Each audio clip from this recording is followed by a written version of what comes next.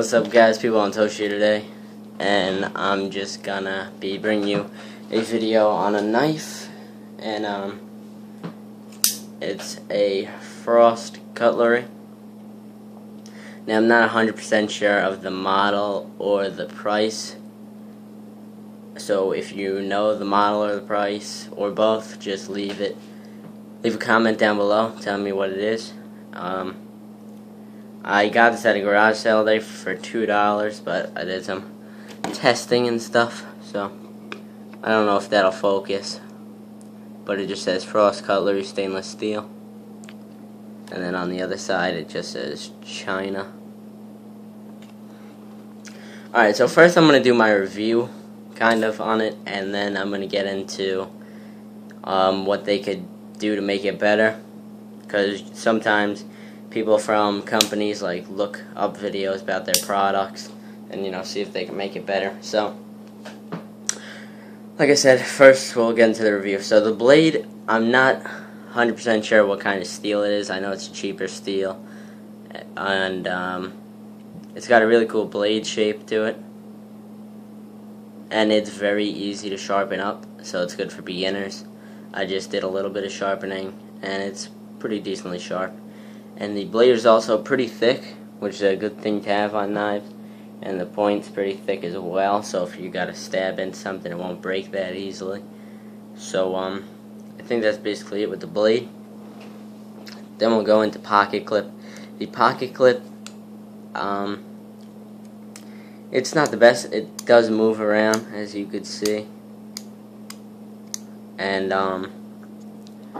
the whole construction is just 2 pins, so that's what holds the blade in place and the handles together, which doesn't really matter that there's only 2, but they shouldn't be using pins, and I'll get to that later. So lockback is whatever. I'd prefer to see this knife with liner lock or even frame lock, just because it doesn't have the most stable lockup, moves up and down, and a little side to side. The last thing, handle. Alright, this handle is like a cheap plastic. It really is not good at all, but they do have a little bit of grip, but it just slips out of your hand. I can't even get a good grip on it like that. And the handle is almost too big. I mean, I have medium-sized hands, and I think they should shave about an inch off the handle. Alright, well, that was part of what they could do to make it better, but now I'll just tell you everything. So, they should make this knife, I don't know how much it costs now, but they should make a newer model of this knife and make it around $35. And the first thing they should do is have 8CR 13 MOV blades steel. That's like the lower end blade steel, but it's still decent blade steel. That's what they have on like the Spyderco Persistence and Tenacious and stuff. They should keep the blade shape. I think it's really cool blade shape. Then they should have a better pocket clip, because this rides really high in the pocket. You could see all that, so some people don't like it. It's whatever to me. But I do think they should have a much better pocket clip on there. It has decent tension. Then with the grips, they should just have G10, not this cheap plastic. But like I said, again, I'm not 100% sure. This could be like a $5 knife. I'm not 100% sure. But I'm just saying they should make it around $35 and, get this stuff in it. So they should make that, definitely G10. Then they should just take the liner lock out of it. I meant this isn't liner. This frame, they should... Wait, this isn't frame lock either. This, I can't even think of it right now.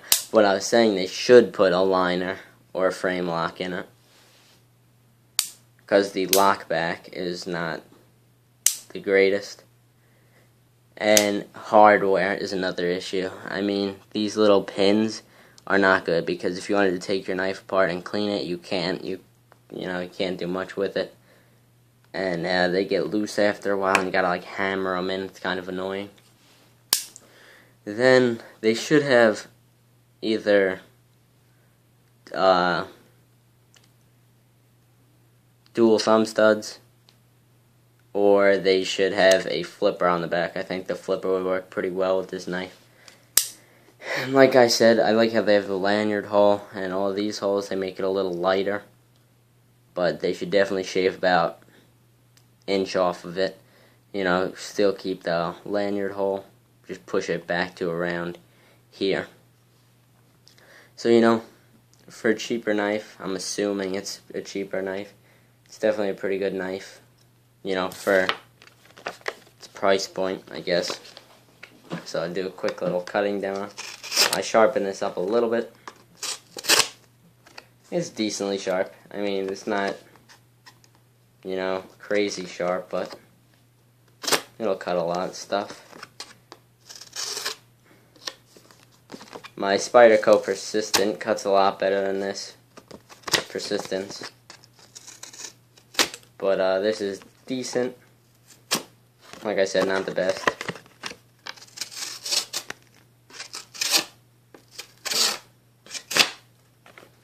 So yeah, that's basically the video on the Frost Cutlery mystery knife, I'll call it.